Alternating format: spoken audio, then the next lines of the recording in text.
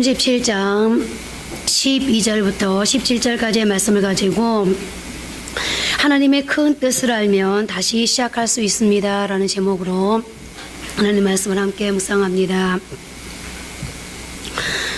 요셉은 창세기에서 가장 많은 분량으로 묘사된 사람으로서 창세기 37장부터 50장까지가 요셉을 중심으로 펼쳐져 있고, 좀 더 넓게는 30장부터 요셉의 출생에 관한 이야기가 나옵니다. 아마도 하나님은 우리가 자세히 알아야 할 인물로 요셉을 성경에 등장시키셔서 우리로 하여금 무언가를 배우기를 원했던 것 같은데요. 요셉은 극도로 부당한 취급을 당했지만 그럼에도 다시 일어서서 시작한 사람이었습니다.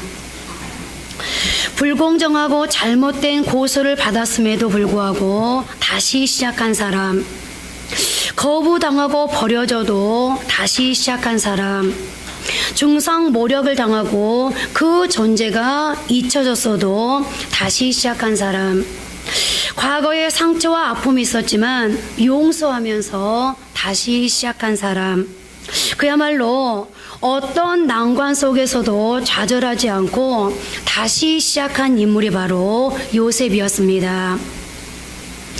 그래서 저는 때로 요셉이 너무 완벽하고 대단한 인물이기 때문에 어떤 때는 이 사람의 실제 인물일까 하는 생각이 들기도 했었고, 저의 정서로 생각해 볼 때 사람이 맞는지 의심스럽기도 했었습니다. 그러나 하나님은 성경을 통해 요셉이 분명히 실제로 존재한 사람이라고 말씀하시면서 우리도 그렇게 변화될 수 있음을 말씀하고 계시고, 우리도 다시 일어설 수 있음을 시사해 주고 있습니다. 아니, 어쩌면 요셉처럼 어려움을 당할 수밖에 없는, 어떤 때는 고통의 순간을 살아갈 수밖에 없는 우리 인생들에게 오늘 요셉을 통해서 오히려 너희도 이렇게 이겨낼 수 있다고, 다시 일어설 수 있다고 용기를 북돋아 주면서 격려하고 계시는지도 모르겠는데요. 요셉의 일대기는 크게 세 단계로 나눌 수 있습니다. 첫 번째 단계는 출생에서 17세까지인데, 이때는 요셉이 가족 안에서 변화를 겪었던 시기입니다. 그의 가정은 별로 좋은 가정이 아니었습니다. 갈등과 시기와 음모가 있는 그런 가정이었고, 이 시기는 요셉 자신도 아직 나이가 어리기 때문에 미숙함이 드러나는 때였습니다. 두 번째 단계는 17세부터 30세까지로서 이때는 고난의 시기입니다. 요셉이 노예로 애굽에 팔려가서 종살이를 하고 억울하게 감옥 생활했던 시기입니다. 그야말로 어려움이 계속해서 이어졌던 시기였습니다. 그러나 그는 이 시련과 고난의 시기를 성실함으로 이겨냈습니다. 세 번째 단계는 30세 이후부터 죽을 때까지입니다. 요셉이 애굽의 총리가 되어 모든 영화를 누리던 때입니다. 어찌 보면 이 전 과정, 그러니까 13년의 고통의 과정을 견뎌낸 결과라고 해도 과언이 아닐 텐데요. 어찌되었건 요셉에게 있어서 이 마지막 단계는 용서와 축복으로 살아가는 축복의 세월이었습니다.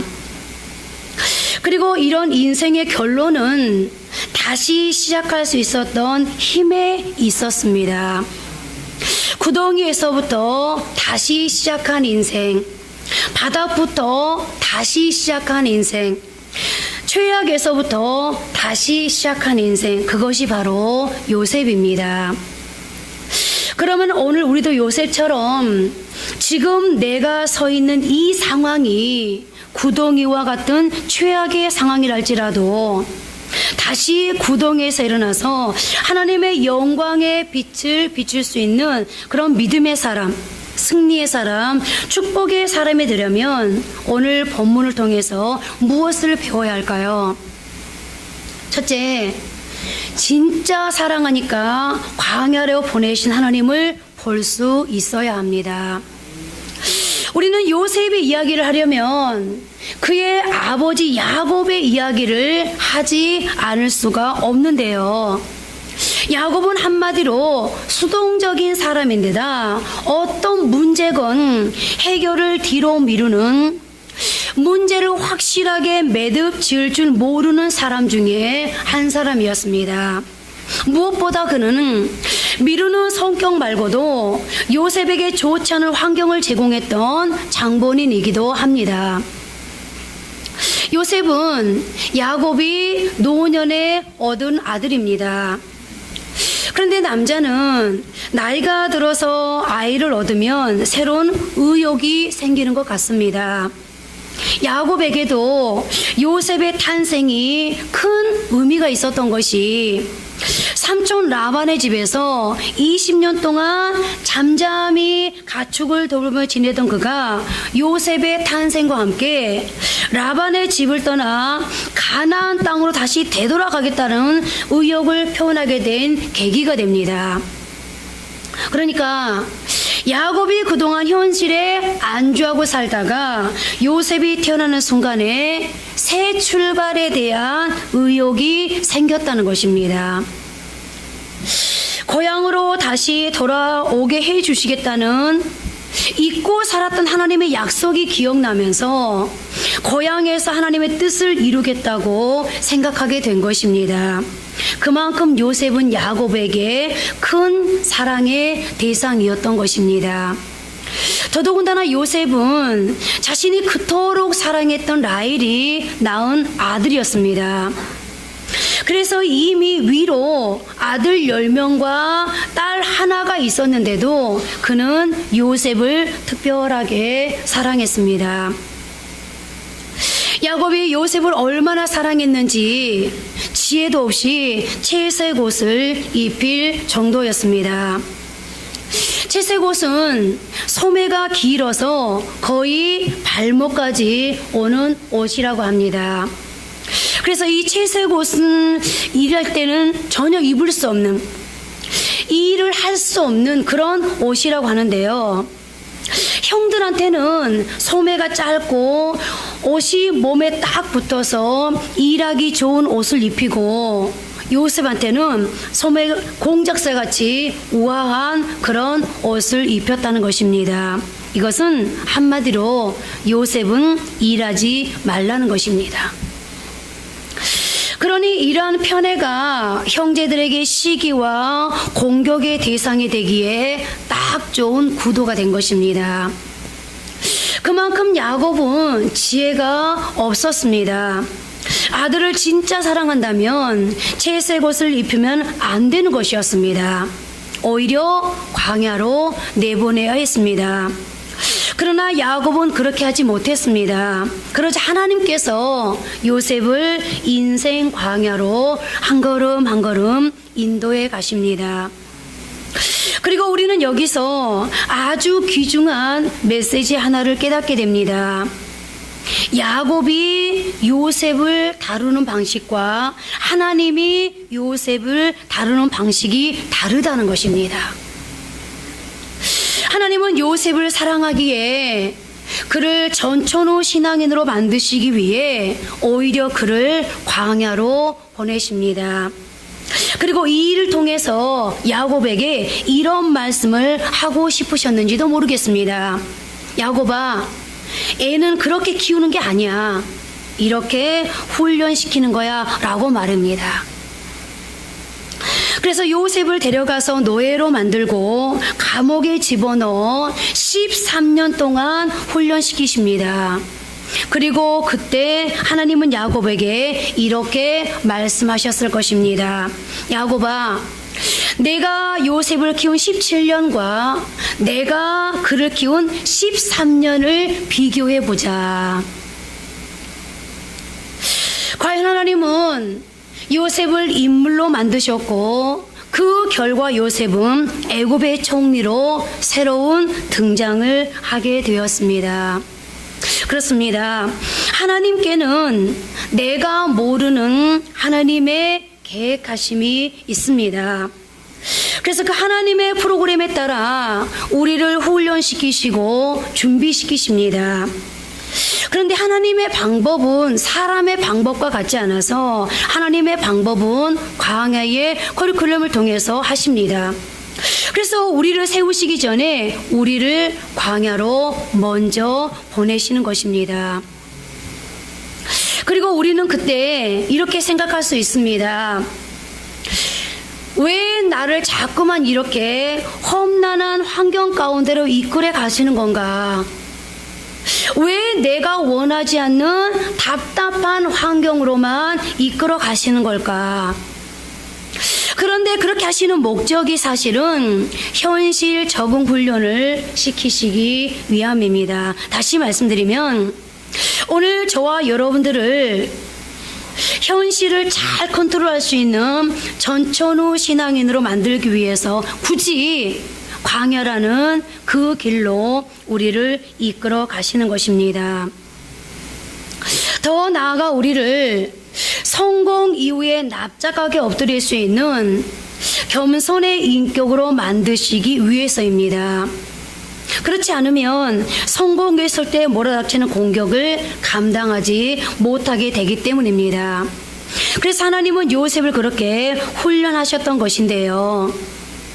만약 지금 하나님이 우리를 전천후 신앙인으로 만들기 위한 하나님의 다루심이 여러분의 삶의 현장에 있다면 여러분은 어떻게 하시겠습니까?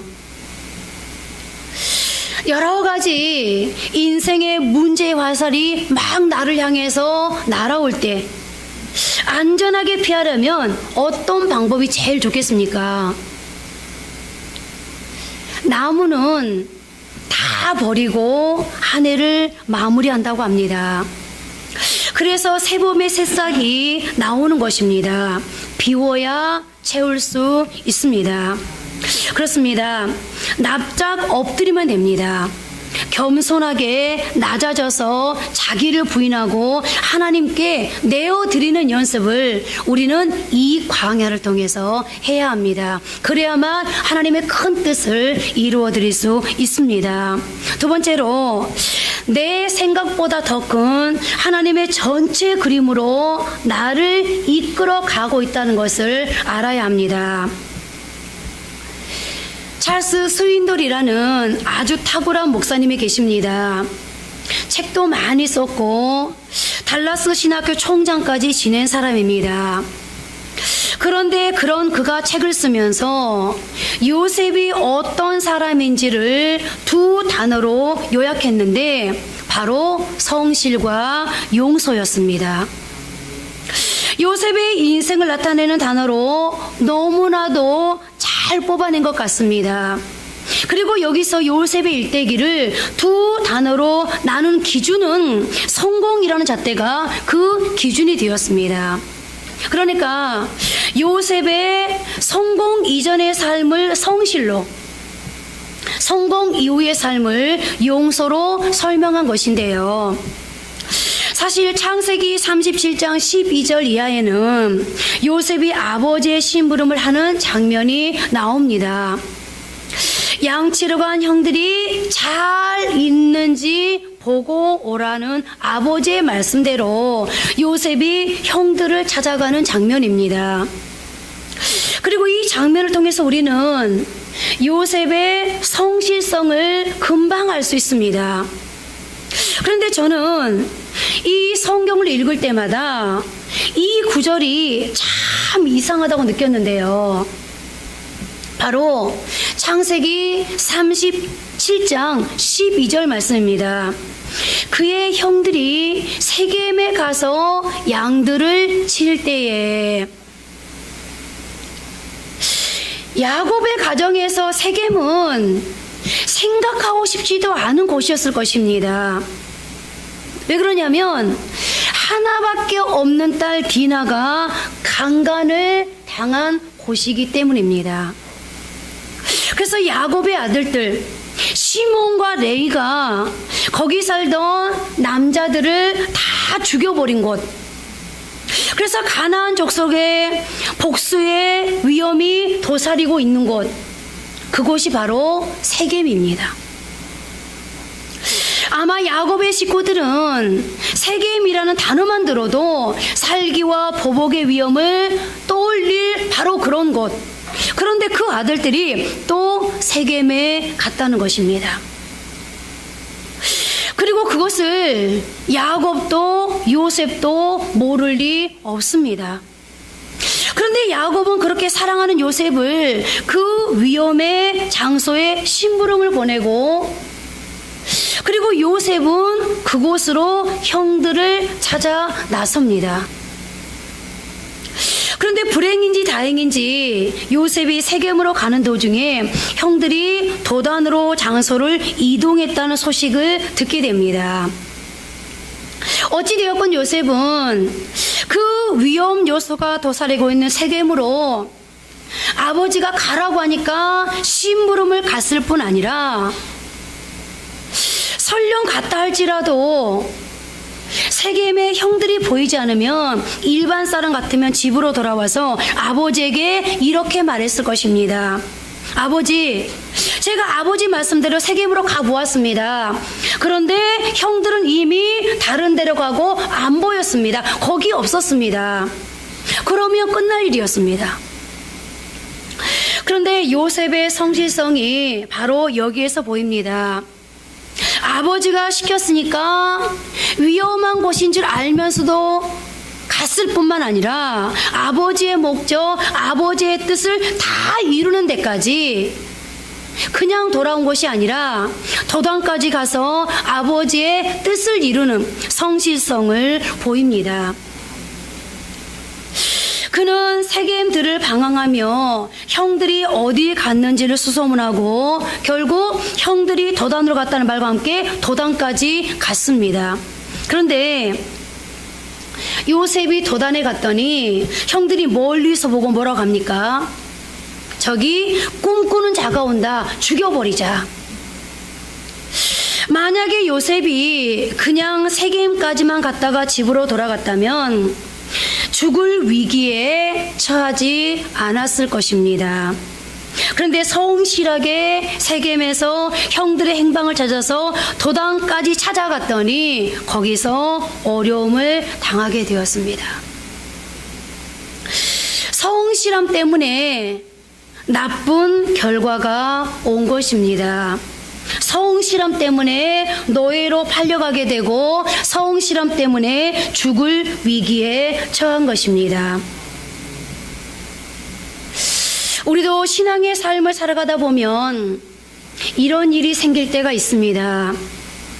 하나님 말씀대로 순종했더니 잘 되는 게 아니라 오히려 나쁜 결과가 주어집니다. 성실하게 살았더니 오히려 일들이 더 어려워지고 꼬입니다.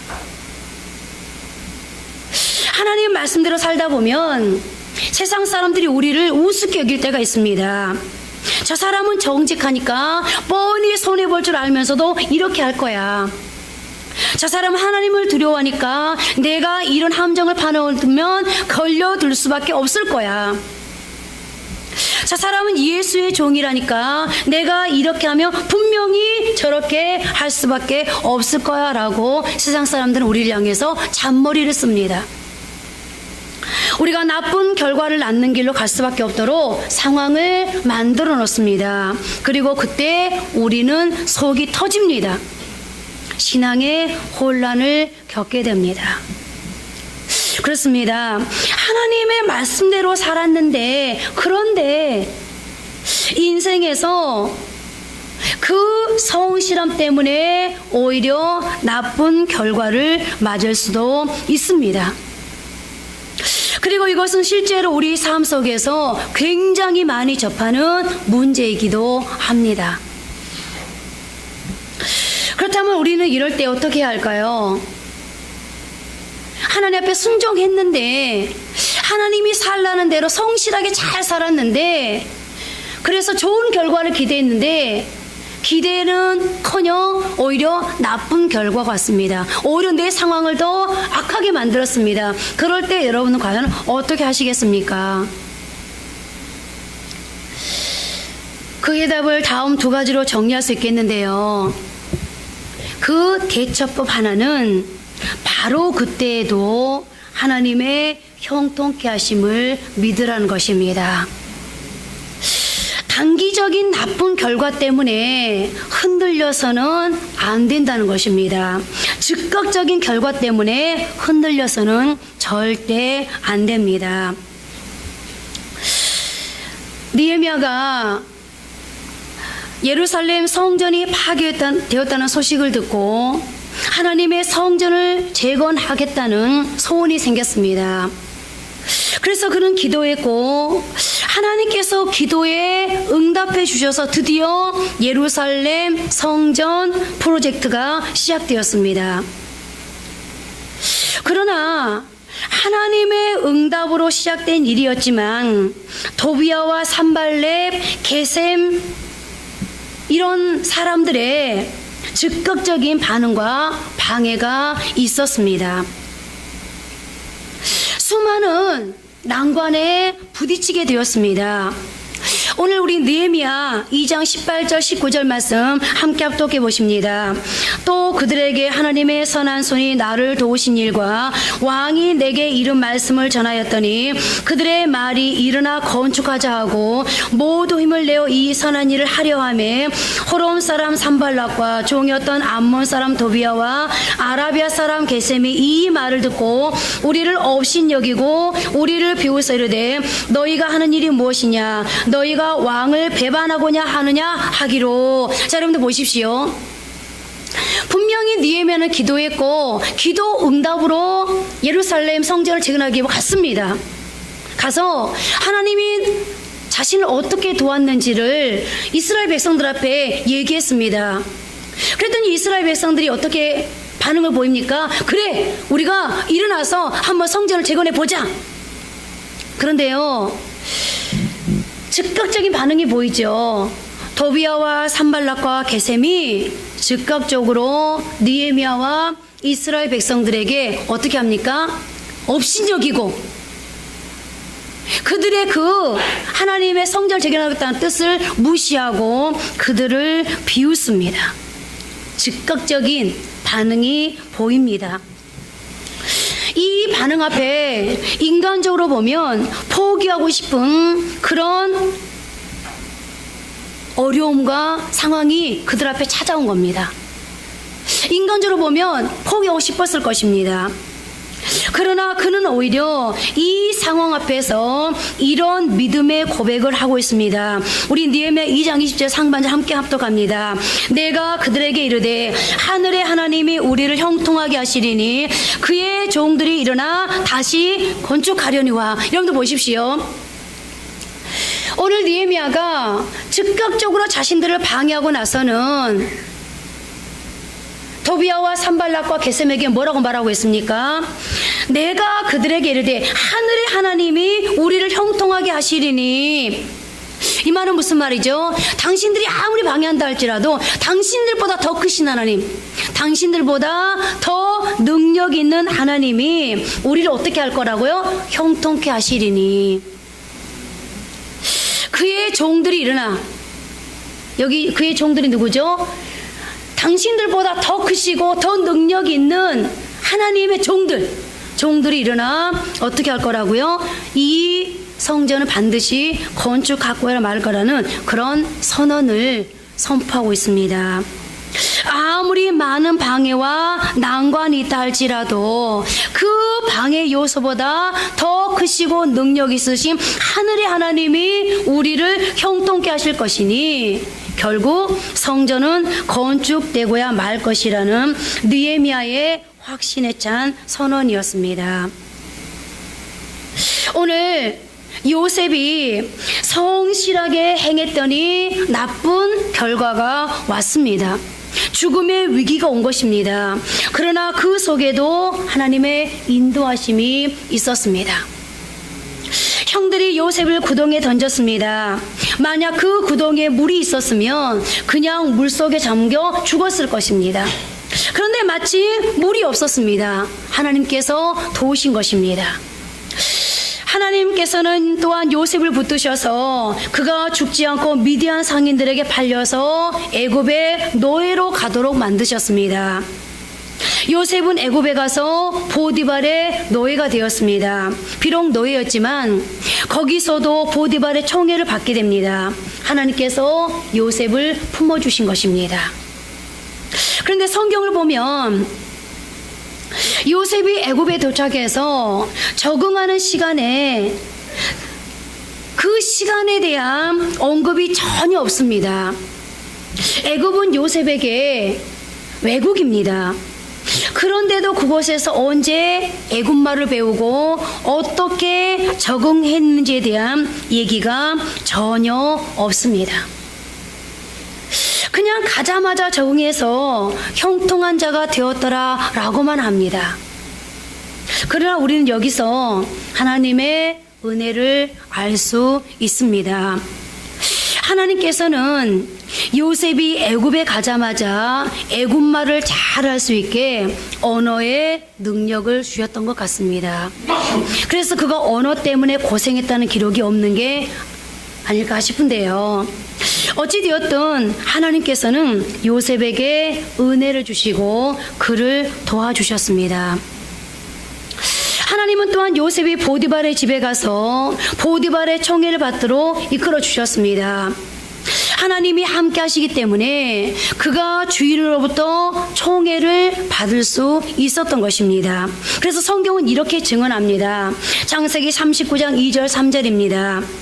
여호와께서 요셉과 함께 하심으로 그가 형통한 자가 되어 그의 주인 애굽 사람의 집에 있으니 그의 주인이 여호와께서 그와 함께 하심을 보며 또 여호와께서 그의 범사에 형통하게 하심을 보았더라. 요셉은 아버지의 심부름을 성실하게 하다가 나쁜 일을 당했습니다. 그러나 나쁜 결과같이 보이지만 그 속에도 면면이 흐르는 하나님의 도우심의 손길이 있었습니다. 그러니까 결국 승리하더라는 것입니다. 그렇습니다. 하나님의 명령에 따라 순종하여 가나안에 간 아브라함 앞에도 축복이 아닌 흉년이 기다리고 있었습니다. 그러나 그는 자신에게 찾아온 흉년 앞에서도 형통할 것을 믿었습니다.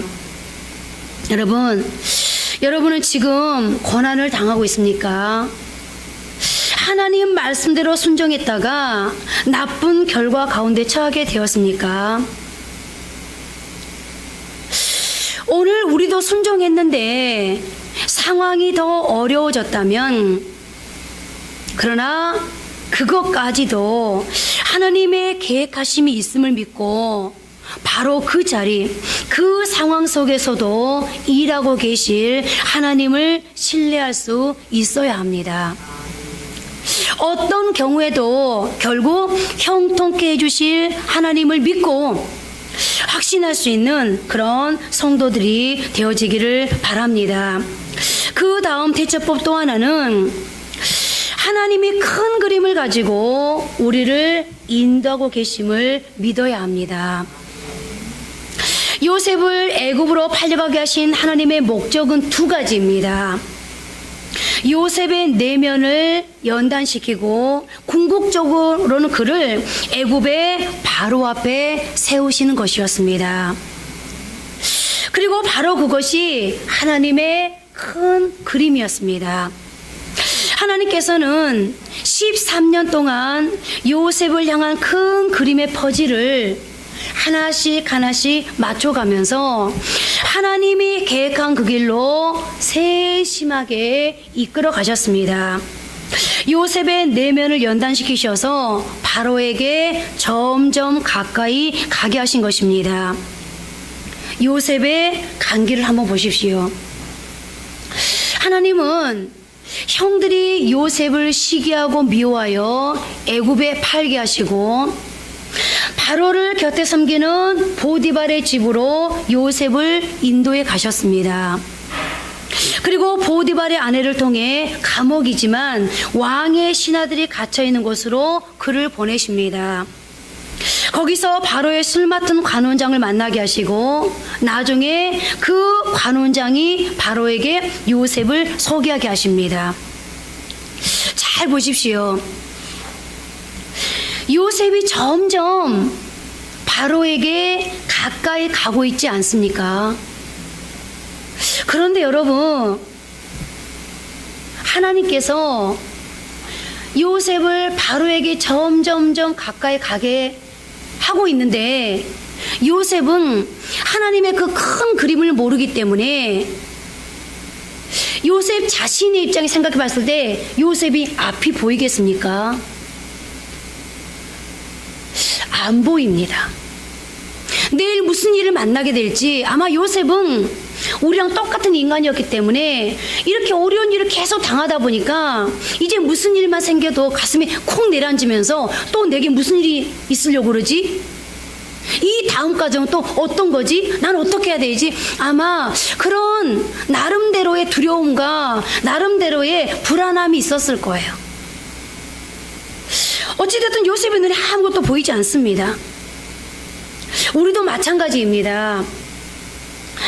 아무리 머리가 좋고 아무리 영적으로 뛰어나다 할지라도 하나님이 이끄시는 길을 약간은 볼 수 있고 약간은 느낄 수는 있지만 다 볼 수 있는 것이 아닙니다. 찬송가 가사 중에 이런 가사가 있습니다. 이 눈에 아무 증거 안 해배워도 믿음만을 가지고서 늘 걸으며, 믿음 가지고 걷는 사람들이 그 길을 다 알기 때문에 걷는 것이 아닙니다. 눈에 아무 증거가 안 보여도 걷습니다. 눈앞이 선명하지가 않습니다. 그러나 믿음 가지고 걷는 것입니다. 왜냐하면 합력하여 선을 이루시는 하나님이 주실 최종 승리를 믿기 때문입니다. 내가 아는 부분보다 더 큰 그림 속에서 나를 이끄시는 하나님의 인도하심을 믿기 때문입니다. 지금 여러분의 눈에 아무것도 보이지 않습니까? 그래서 답답하십니까? 아마 오늘의 주인공인 요셉도 그랬을 것입니다. 요셉에게도 선명하게 보이는 것은 없었지만, 그렇지만 그는 자신을 향한 하나님의 인도하심이 멈추지 않고 계속되고 있음을 믿었습니다. 그리고 그 믿음의 결과는 결코 헛되지 않았습니다. 오늘 저와 여러분의 걸음 속에도 눈에 선명하게 보이는 것은 없지만 하나님의 일하시는 손이 분명히 있음을 믿어 그분께 여러분의 내일을 맡겨드릴 수 있기를 바랍니다. 이제 마지막 세 번째로, 하나님은 억울한 일에 대한 보상을 준비하고 계시다는 것입니다. 요셉은 크게 문제되는 일을 일으킨 적이 없습니다. 무슨 일이든 정직하게 했습니다.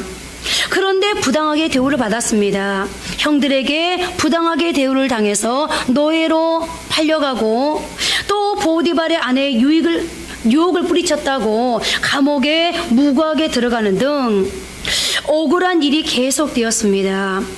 그런데도 요셉은 흔들리지 않았고 억울함을 사람들에게 풀지 않았으며 하나님을 바라보고 이겨냈습니다.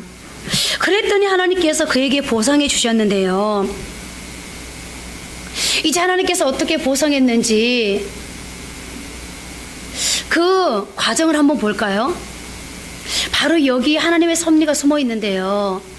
어쩌면 여러분들도 어려움을 당한 것 같지만, 뭔가 자꾸 일이 꼬이는 것 같지만, 그러나 그 어려움을 당하는 속에, 그 꼬이는 속에도 하나님의 손길이 계속 일하고 있다는 것을 아마 여러분들도 느낄 거예요.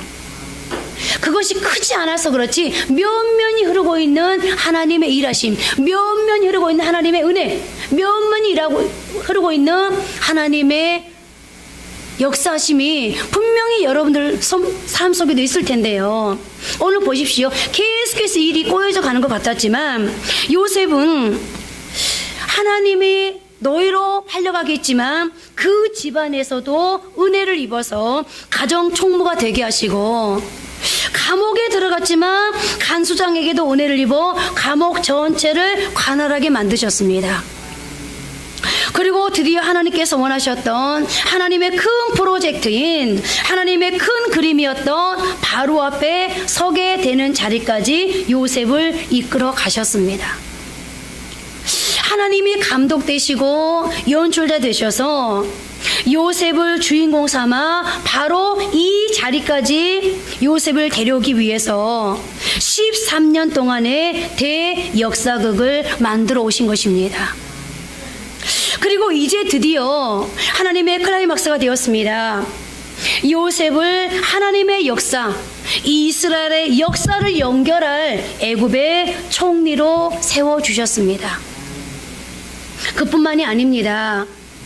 요셉의 두 아들들로 하여금 이스라엘의 큰 주역이 되는 축복을 허락해 주셨습니다.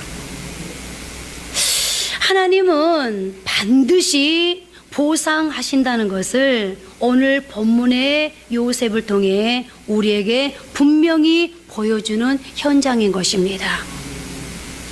이제 말씀을 맺겠습니다. 이스라엘 백성들은 바벨론의 포로로 끌려가 포로 생활을 하는 동안 무너진 성전을 다시 건축하여 옛날처럼 성전에서 하나님의 영광을 접하며 예배 드리기를 원하는 절실한 소망이 마음속에 있었습니다. 그래서 그들은 해방되어 고향에 돌아오자마자 성전 건축에 불붙는 열망을 가지고 제일 먼저 성전 건축을 시작했습니다.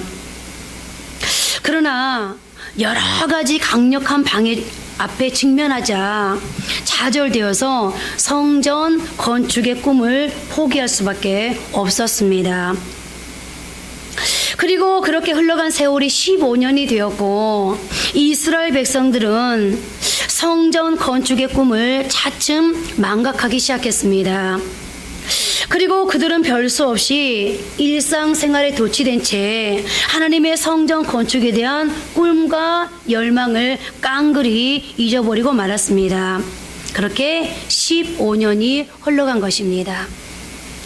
그러나 바로 그때 하나님께서 학개라는 선지자를 세워서 다시금 꿈을 일깨우며 성전 건축을 촉구했고 이스라엘 백성들은 비로소 하나님의 뜻이 무엇인지를 깨달아 받아들임으로 다시 일어서서 함께 성전을 건축하기에 이르렀습니다.